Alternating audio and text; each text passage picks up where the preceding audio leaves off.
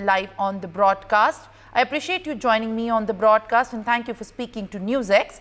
While we understand that there is, of course, huddle happening at this point of time at the residence of Arvind Kejriwal as far as the successor and forward going as the person who's going to be taking the post of the Delhi Chief Minister is concerned, the entire Aam Aadmi Party and the army of the Aam Aadmi Party is now after deciding who's going to be the next person at the post after Arvind Kejriwal, and also very importantly in the person who's going to lead for the campaign for the polls of Delhi that is going to take place next year. What, in your understanding, this entire messaging of the announcement of the resignation by the Delhi Chief Minister has now impacted into? Namaskar. As far as I understand, the resignation drama of the Chief Minister, of the Honorable Chief Minister of Delhi, this is another, it's another sequence of the prolonged drama which Aam Aadmi Party is famous for since its inception. And this is nothing new. There are a couple of questions which needs to be asked here. First and foremost is like when he was in jail for so long, he had set in a new precedent in our country that a person who has been sent to jail did not tender his resignation. In the past, whenever any chief minister had been accused of serious allegation of corruption and was sent to jail, they all had tendered their resignation, whether it's Madhu Koda, whether it's, like Shibu Soren, whether it's Lalu Prasad Yadav, or even the present incumbent Chief Minister of Jharkhand, But it is Mr. Kejriwal who has sent in he has created a new record, a new history. Second is like, does he have any other option? After the strong reprimand by the Honorable Supreme Court of India, the Supreme Court of India has curtailed all his duties as well as his activities. He cannot sign any file. He cannot give any kind of bite in relation to the cases in which he has been accused. He cannot enter into the Delhi Secretariat, neither can he convey a meeting there, or nor can he convey a cabinet meeting.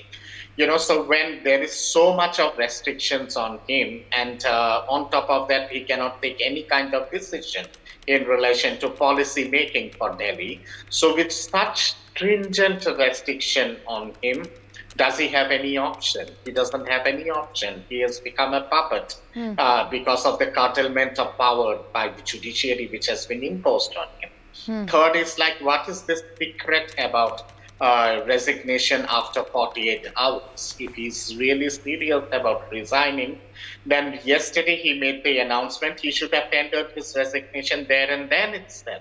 Why 48 hours? Why 48 hours? Why 24 hours? Why 72 hours?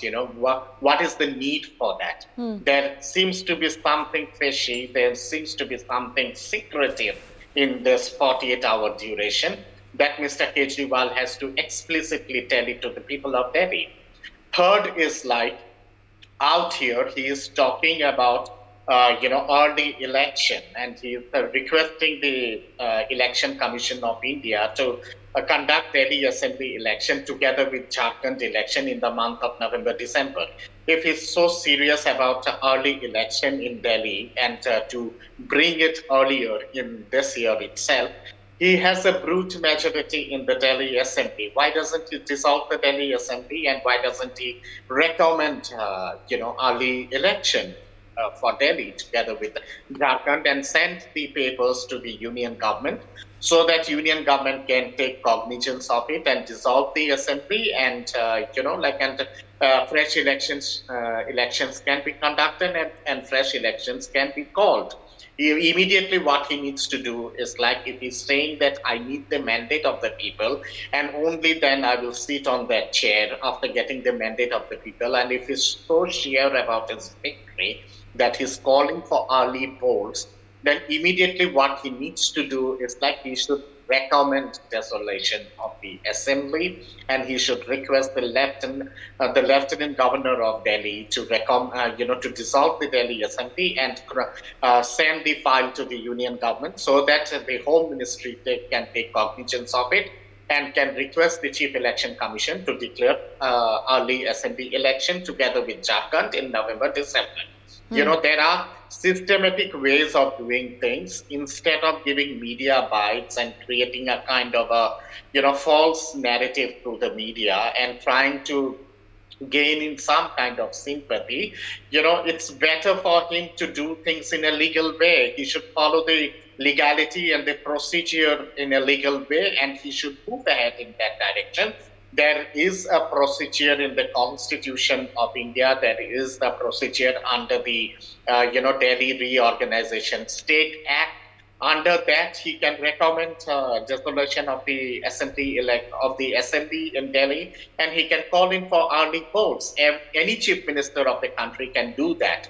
Constitution gives him that authority to the chief minister of any state of the country to recommend early polls, and I think we should follow that systematic process. Why setting a narrative in front of the media, via the media, for the people of Delhi? Why this? If he's so sincere, then he should follow the procedure instead of creating this kind of gimmicks in front of the people.